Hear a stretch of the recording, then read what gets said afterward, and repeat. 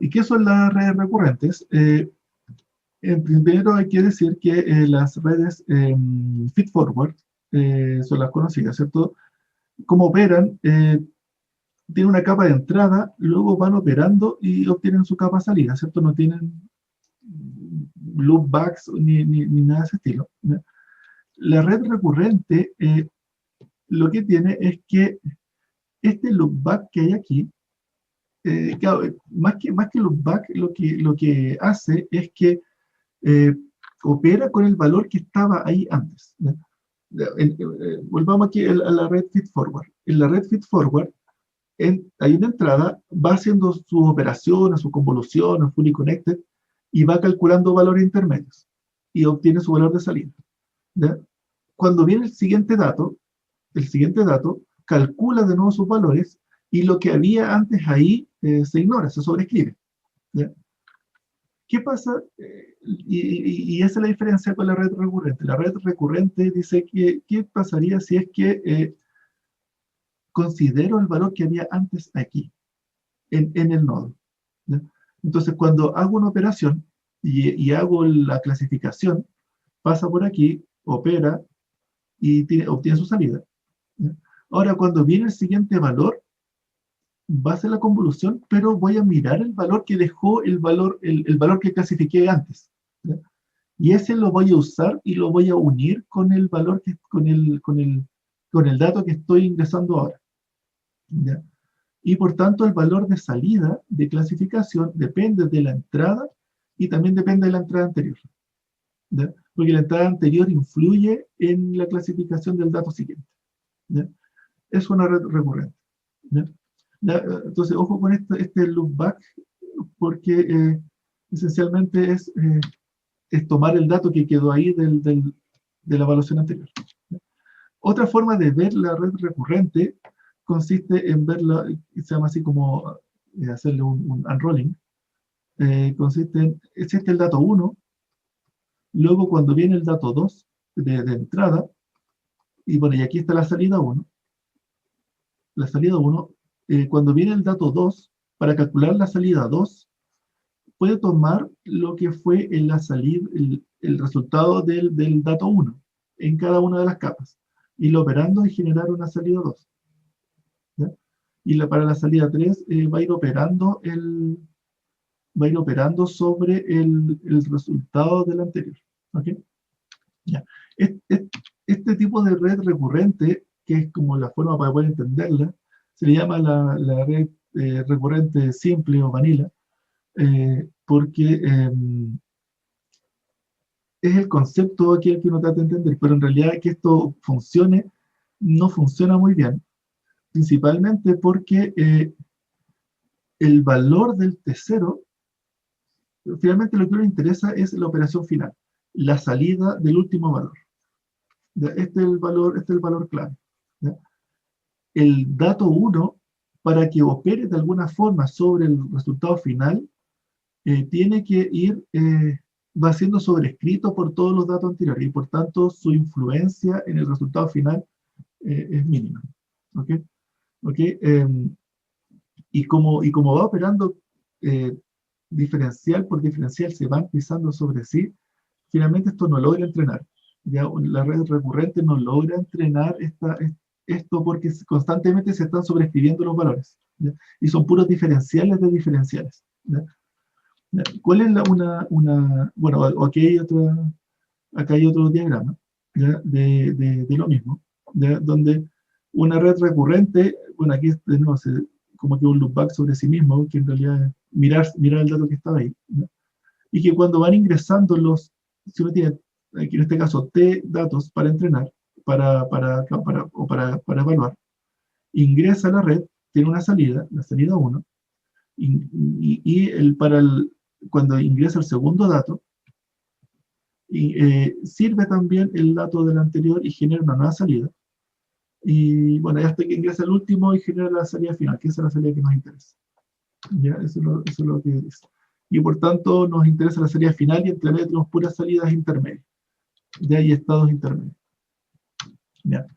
Ya, una forma de tratar de evitar este vanishing gradient, que es que que hacer tantas operaciones sobre operaciones y luego para entrenar con backpropagation, series diferenciales sobre diferenciales, uno tras el otro, que hace que esto no se pueda entrenar. La red LSTM lo que intenta es que en la operación, a ver, este gráfico no se ve muy bien, aquí esta es la misma, contiene internamente una operatoria sobre si es que usa o no el valor de la etapa anterior, ¿ya?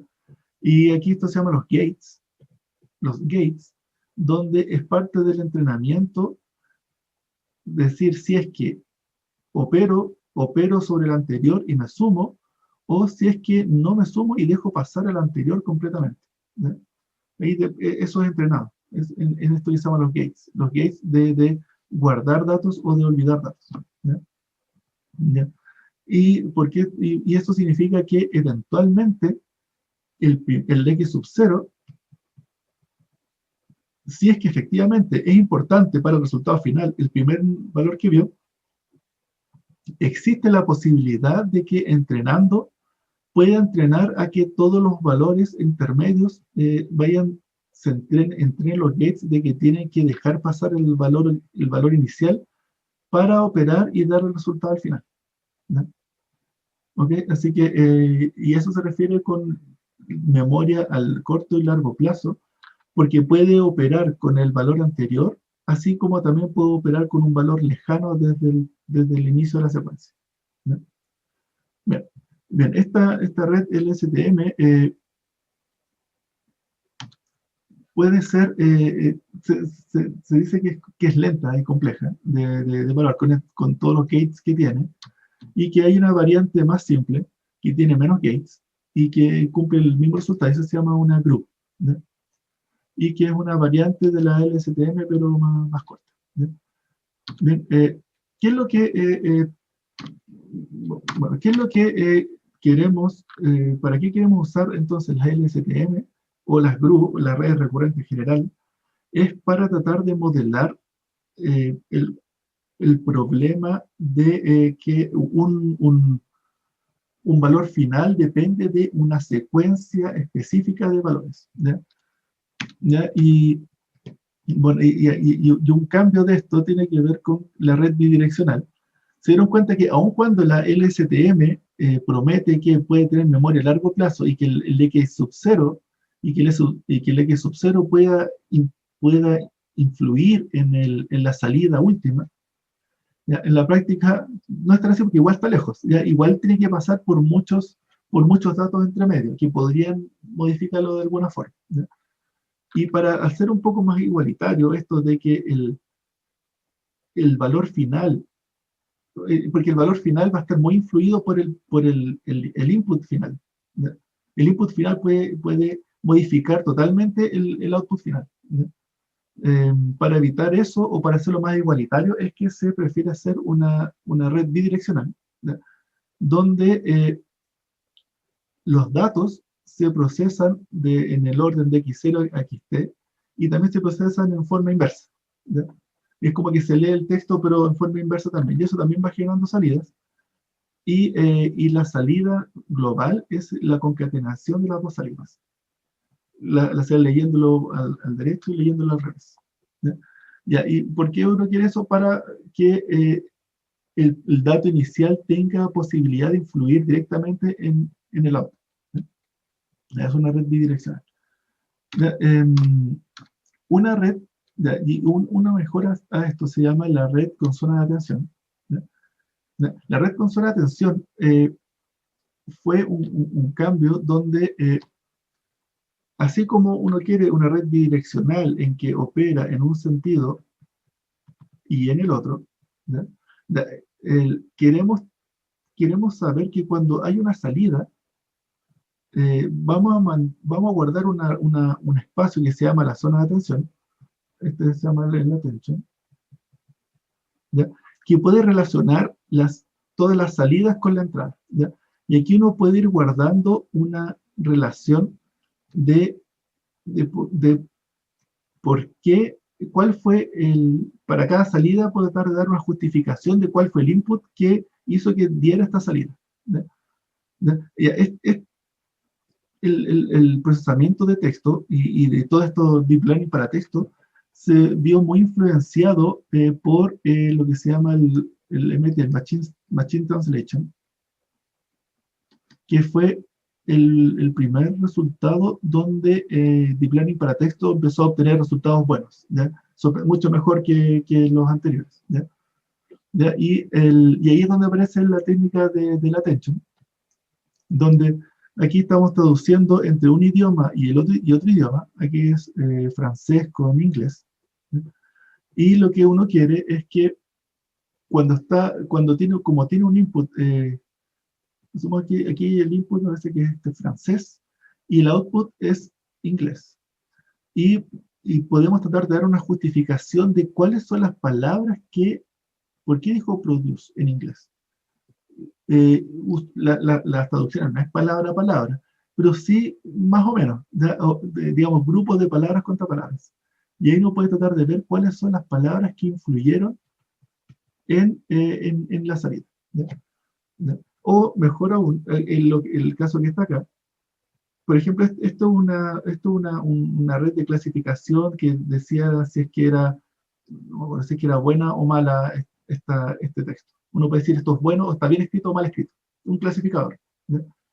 Eh, pero ese clasificador, además de decir bien escrito o mal escrito, usando el attention, puede tratar de correlacionar el output con el input y por tanto uno puede decir esto está clasificado mal, esto está malo, porque en el input están estos valores.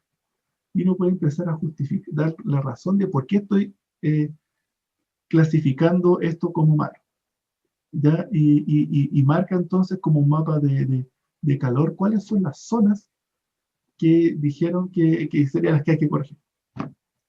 ¿Ok? Bueno, estas son las zonas de atención y luego esta idea de attention y de esta matriz que relaciona entradas con salidas, se dieron cuenta que era lo que se necesitaba. La LSTM es muy secuencial, ¿ya? Dado un paso, viene el siguiente, viene el siguiente. ¿Ya? Y a veces el texto no es tan así, ¿ya? O una decisión, o cuando uno lee un texto, uno no lee necesariamente, la respuesta no tiene que ver con la secuencia de uno tras otro, sino que con la aparición en alguna parte de algunas keywords, pero antes que otras, ¿ya? Y ahí es donde aparece un módulo que le llaman el self-attention, que consiste en crear esta misma matriz, pero es una matriz de todos contra todos, o sea, de todo el input contra todo el input. Y vamos a ir guardando información, o capturando información. Entonces esto es como un buffer donde vamos a ir guardando o recuperando información de procesar la secuencia, ¿ya? Y que en realidad ya no vamos a procesar la secuencia, ¿ya? Vamos a procesar todos los datos completos, ¿ya? Y vamos a generar las n salidas dependiendo de las n entradas, ¿ya? Ya no es un paso uno a uno, ¿ya? Y esto se le llama una nueva arquitectura porque ya no hay LSTM, ya no hay GRU, ¿ya? Sino que ahora hay red con self-attention, ¿ya? Y de hecho, uno de los problemas de la LSTM y de las GRU es que son muy lentas, porque si uno tiene una secuencia muy larga, necesariamente tiene que ir una tras otra, operar un input tras el otro. En cambio, con estos self-attention, pueden operar todos al mismo tiempo, ¿ya? Y puedo generar n salidas, todas dependiendo de las n entradas. Por supuesto que es mucho más cálculo, ¿ya? Pero es especial para las GPU, ¿okay? Entonces permite encontrar relaciones mucho más fuertes y mucho más escondidas dentro del texto, ¿ya? Y ahí es donde se habla, por ejemplo, los sujetos implícitos pueden encontrar sutileza dentro del lenguaje. ¿Por qué? Porque está mirando todas las palabras al mismo tiempo. Bueno, este self-attention que define esta nueva arquitectura da como un vuelco al procesamiento de texto, ¿ya? Dice ya el texto la verdad es que no es secuencial, ¿ya? No es como una serie de tiempo, ¿ya? Sino que es como una gran matriz de datos y hay que tratarla como una gran matriz, ¿ya? Por último, este tipo de self-attention es la que dio paso a la arquitectura BERT, que está basado en el self-attention y que Esencialmente esto llevado a una escala mucho más grande, donde son puras secuencias de todos contra todos, ¿ya? Y que finalmente logran dar con una arquitectura en que puede relacionar, en que uno puede probar todas las posibles combinaciones del input para generar el output que yo quiero, ¿ya? ¿Ya? Y con esto es lo que va logrando el mejor resultado, ¿ya? Bueno, esto era 2019, pero ahora apareció hace poco GPT, que entiendo que es una arquitectura, GPT-3, ¿ya? Que es una arquitectura también basada en transformers, que son estos de las mezclas de todos contra todos, ¿ya? Ya no hay más cosas secuenciales, ¿ya? Bueno, y esto sería como esto ya más desde el estado del arte. Ahora, algo que, ¿por qué estamos hablando de esto? Esto es como medio cultura general, porque la verdad es que para recuperación de información, la verdad es que no he encontrado bien para qué aplicarlo. ¿Por qué digo esto? Porque, por ejemplo, GPT-3 y el uso es muy de, por ejemplo, question answering. Tú le das una pregunta y te responde, ¿ya? Se han publicado casos de respuestas muy interesantes, ¿ya? Pero en recuperación de información, la idea es que uno lo pueda aplicar sobre la base de datos de uno, ¿ya? Entonces, si por ejemplo, si yo defino mi mundo y tengo mis datos y quiero hacer question answering de mis datos, eh, tengo que entrenar mi propia red GPT-3 y ver, no sirven estas preentrenadas y ni estos ejemplos que se ve de que discute de que de la red se pone a filosofar. Pucha, no me sirve para resolver la respuesta en mi propio dataset, ¿ya? Ahí hay algo que la verdad es que hasta ahora tengo, año 2020, no tengo claro cómo se puede aplicar para recuperación de información. Bueno, ya, para finalizar, acá hay un poco de bibliografía, de libros, y muy recomendado el libro de Cholet, muy claro y bien específico, ya, y bien didáctico dentro de sus explicaciones. ¿Okay?